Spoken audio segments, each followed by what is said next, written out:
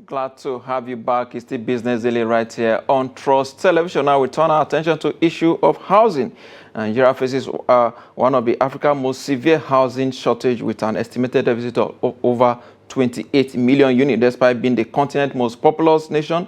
Rapid urbanization, population growth, and economic pressure have outpaced housing development in Nigeria. Of course, the crisis affects low and middle-income earners, and of course, most acutely driving millions into overcrowded and informal settlement with poor access to services, a very key barrier to housing affordability. And of course, cheap and easily accessible mortgage is a very big problem. Of course, to address this, the Federal Ministry of Finance has introduced an initiative that is called the Ministry of Finance Incorporated Real Estate Investment Fund, and which is already helping hundreds of Nigerians. Of course, a lot of us are not so much aware of this initiative to afford housing and of course mortgage at a very cheaper rate as long as you have steady income. Let's go into this topic today and see how this initiative works. I'm being joined in the studio by a senior investment analyst at ARM. ARM is Assets and Resource Management Holding Company Limited.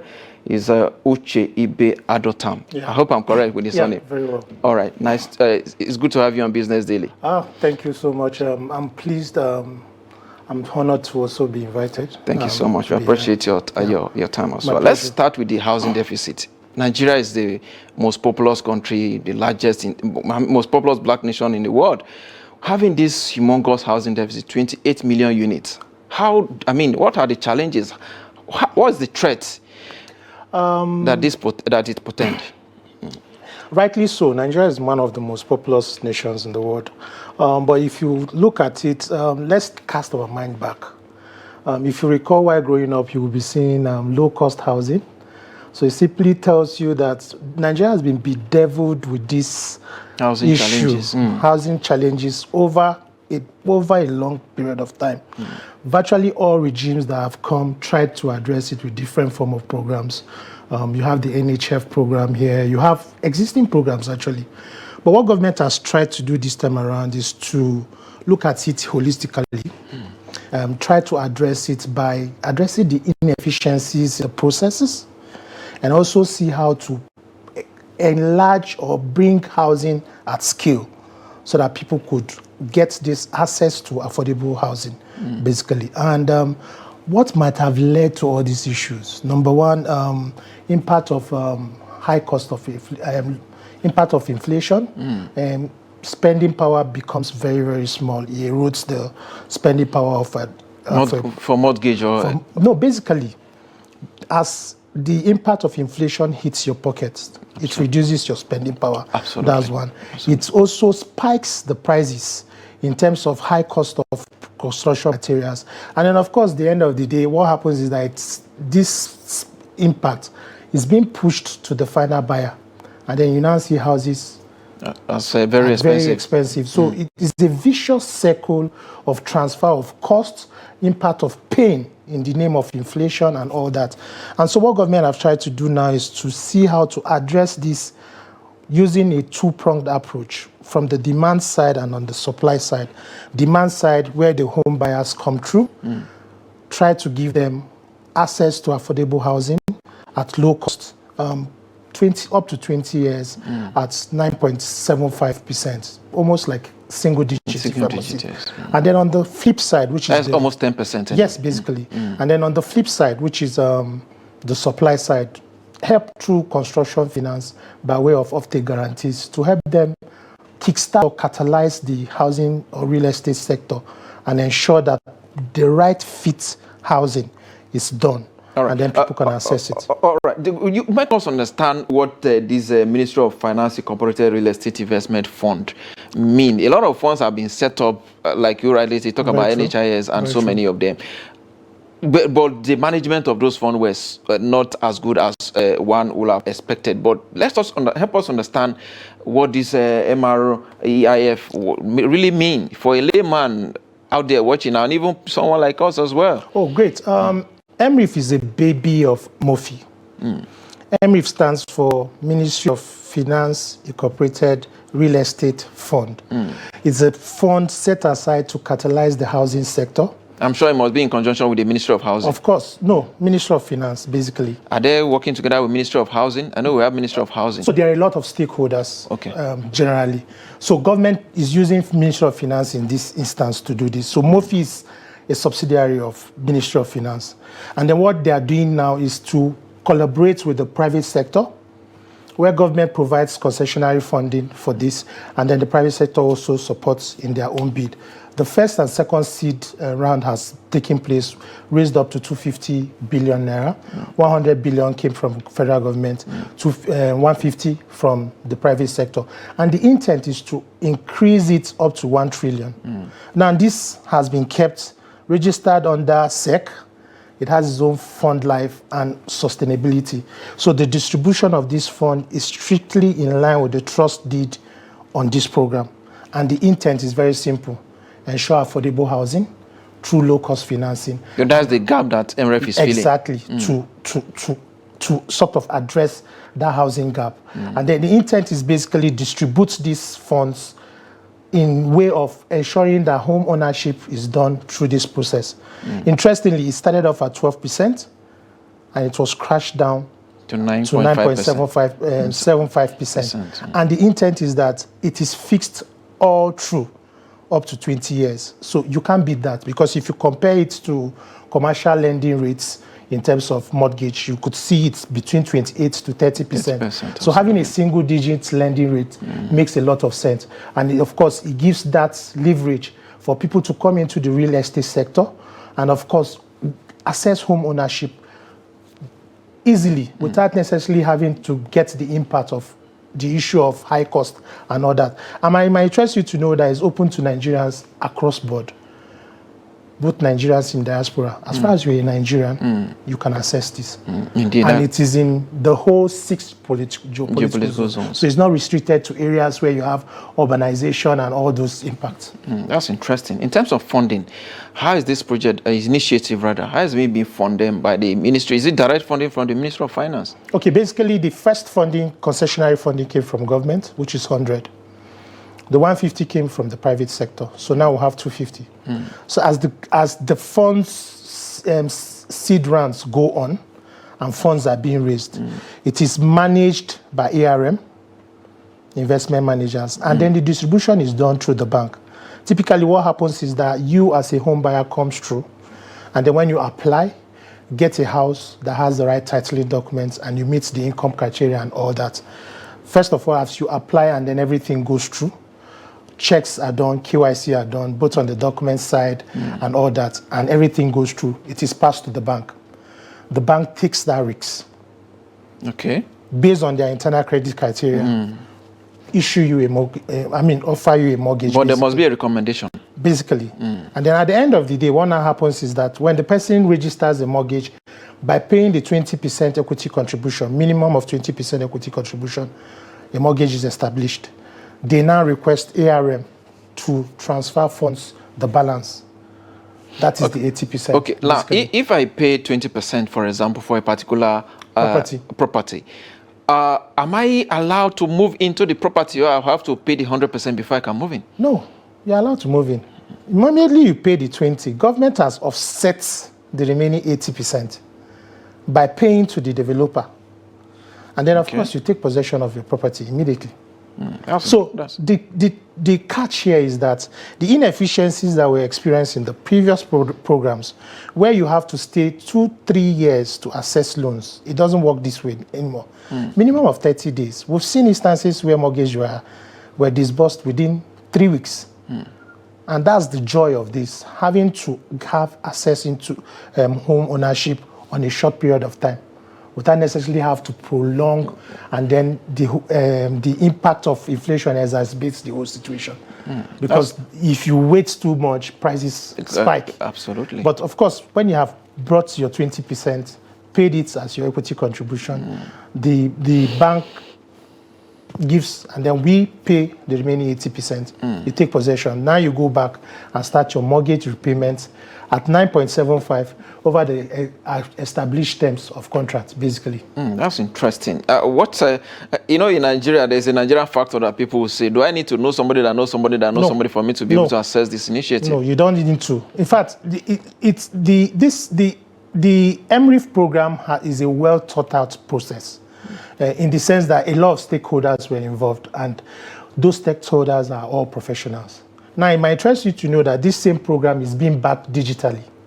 So what it simply means that we'll have an ecosystem that allows a handshake between the home buyer, the developer, the banks, which are the EFIs, basically. And then the government as well. And the government as well in the center. And then ARM as the fund manager.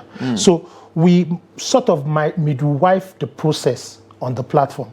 So when you go to the platform today, log in, register, open an account, and then, of course, go through the property listings. The properties are actually listed there for developers after going through rigorous checks. So what it simply means is the properties are listed there, both the building plans, the property view, and you can actually book for virtual inspections or physical inspections on the platform. That's interesting. We've had various initiatives like this in the past. Yes. So what will make me now to believe that this initiative will not go the way of the past? Believe you me, this time around, it has come to stay. And anything that involves private sector, you should know it's always well thought out. What government seeks to do this time around is to address the inefficiencies of the past. And this does not say we're just seeing what was existing before, no. But actually is to catalyze the process or the system itself by ingesting some form of robust efficiencies in the whole process flow for home ownership. And if you are able to log in, we've had successful disbursement, by the way, and we are hitting a particular mark. It might interest you to know people are already on this drive and already getting home ownership. So we encourage people to actually come on board. What are the processes to pass through? It's quite simple. I'll probably just share you the link.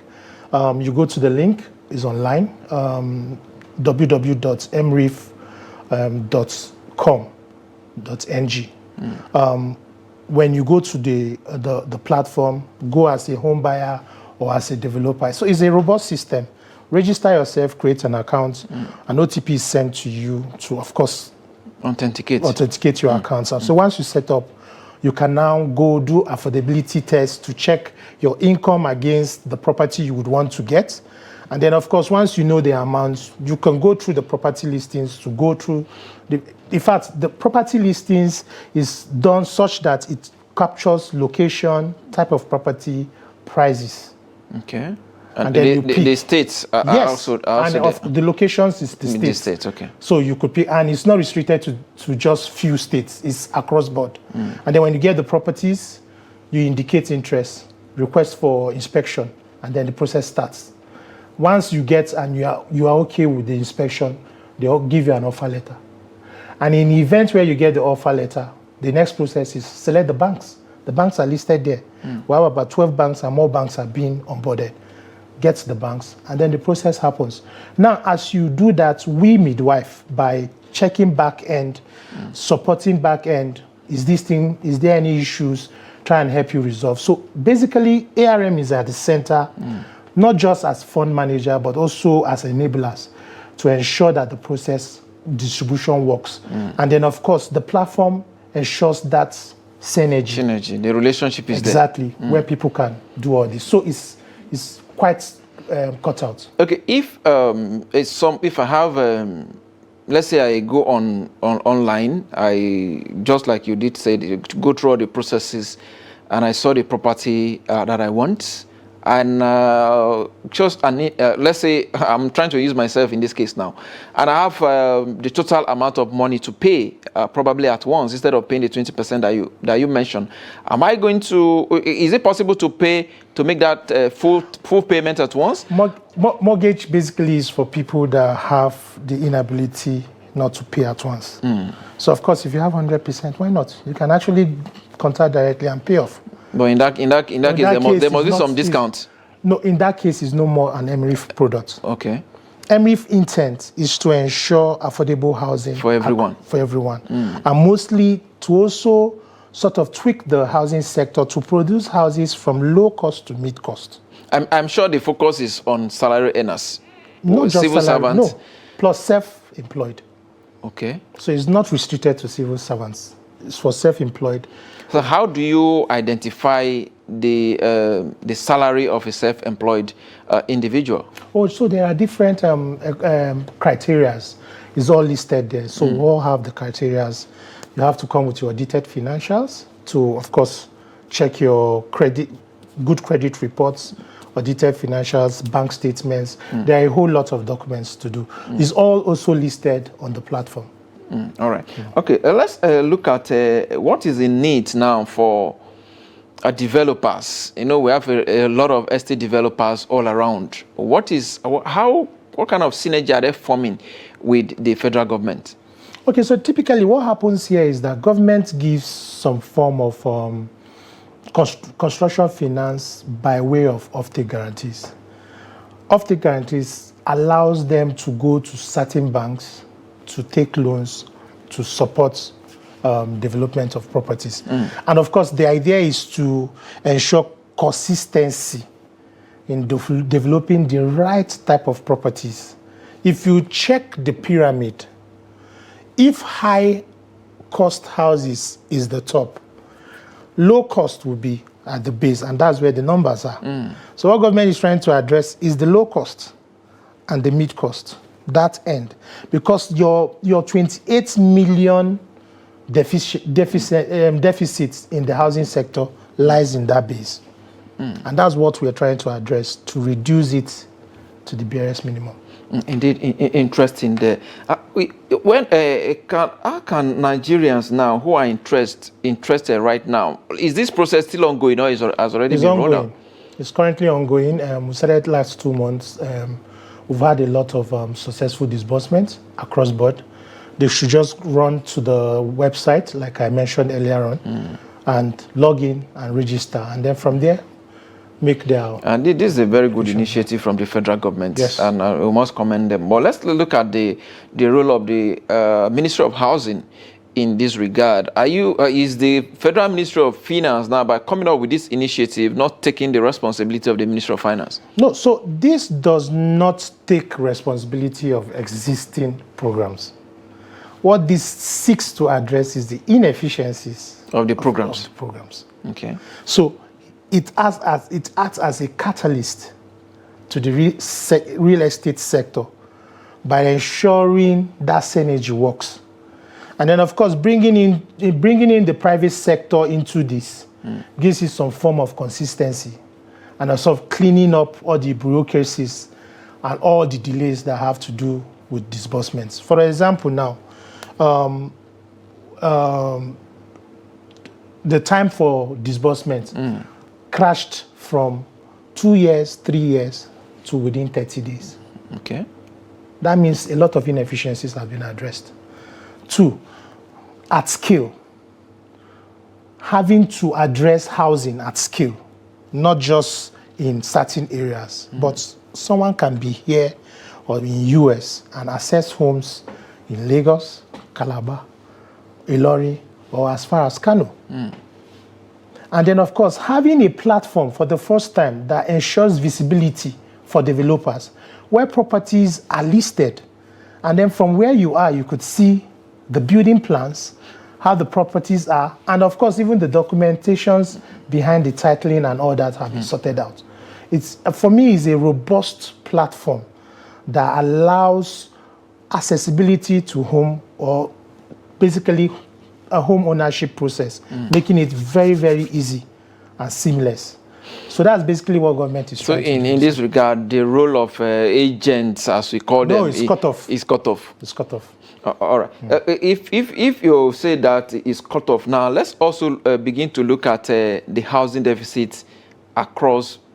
We'll talk about 6 geopolitical zones. We look at the population. If you go to the southwest, you have a lot more population. If you want to look at Lagos and Ogun State and the rest, if you go down to the north, you look at the areas like Kano as well, where you have a huge population present. If you go to the east, you talk about Oka, looking at Anambra, Onitsha, and co. Talk to us about how this program, are they fairly distributed, or is take into consideration the population of a particular geopolitical zones? Fairly distributed, basically. It tries to address the whole country at once. Of course, what we've been trying to do now is to encourage onboarding of more developers in such areas, such that housing is made available for people to choose and have variety of properties that they can access in those areas. And of course, as it stands, the intent on the long run is that it tends to stabilize the market, one, reduce or cut off the role of middlemen, two, at scale, provide affordable housing and structured type of home financing, right? And then over time, what happens is that developers will not be scared of building properties because they are sure people will take it. And then the idea of plug and play type of acquisitions of properties is erased. It simply means that one cannot, over time, when he or she is working their life out, by the time they approach retirement age, they have a home. Because as they are growing in their life cycle, so also they are servicing a home that they've already acquired. So if you see, at the end of the day, it's a well thought out process that tends to address housing deficit, basically. And over time, we expect that as it catalyzes the sector, the real estate sector, a lot of changes will happen. Will happen indeed. We hope to see more changes, because only yesterday we saw the Nigerian policemen, police for retired officers on the street protesting, the poor welfare they are getting with regards to their pension. With that segment of the society, are they being considered in this regard? Virtually everybody is considered in this regard. The intent is to ensure that housing cuts across all divide, from the low income earner to the high income earner. Of course, those that earn very well can buy outrightly. But people of that cadre that grow along their distance can also get houses within that. Sadly, available houses now might reflect the times we are in, where the impact of inflation have also, in terms of high cost of construction and all that, which is transferred to the end user. You now find properties very, very expensive. From my experience in the housing sector, we found out that houses that are found in the center of Abuja, for example, are a lot higher than the houses that are found in the fringes.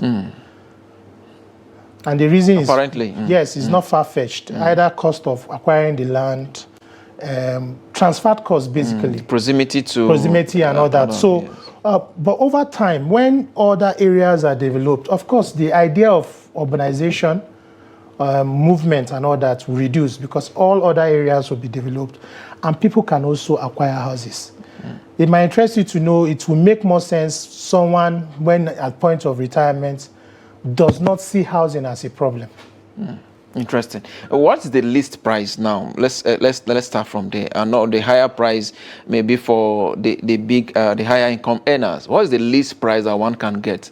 And what are the categories? First, 1 bedroom, 2 bedroom, 3 bedroom, and things like that. Okay, so I wouldn't want to place more emphasis on those, because it's dependent on what the developer uploads. Okay. However, on the average, we've seen houses from 25, 30, thereabouts, for 2 BDs, 3 BDs, but mostly at the fringes. But when you start coming into town, you'll be seeing houses going as high as 80, 90, and all that. And that's what we seek to address. By the time developers see at scale demand, higher the demand, what happens? It drives the market. Absolutely. They will have to crash the prices. And so you will see, because there is a demand. But sometimes when the demand is high, if you want to follow the law of demand and supply, when the demand is high, there's tend to be higher prices. It won't make any sense if for real estate, the man would want to sell off faster than keeping houses and then transferring costs. All right. Because changes happen. All right. Yes, real estate appreciates very well, which is agreed. But of course, as development happens everywhere, people have alternatives. Absolutely. So at scale, the idea is not even about the properties. It's for you having a home. Your home, so at scale. Which is very important indeed. Yes, All right. I must thank you, Uche Ibeadotam, Senior Investment Analyst at ARM. And of course, you have for over 15 years of experience in the banking and asset management. Yes, we thank you for your time on Business Daily. We appreciate your time. Thank you so much. That will wrap on the show today. We'll be back again tomorrow. I am Yusuf Akogu.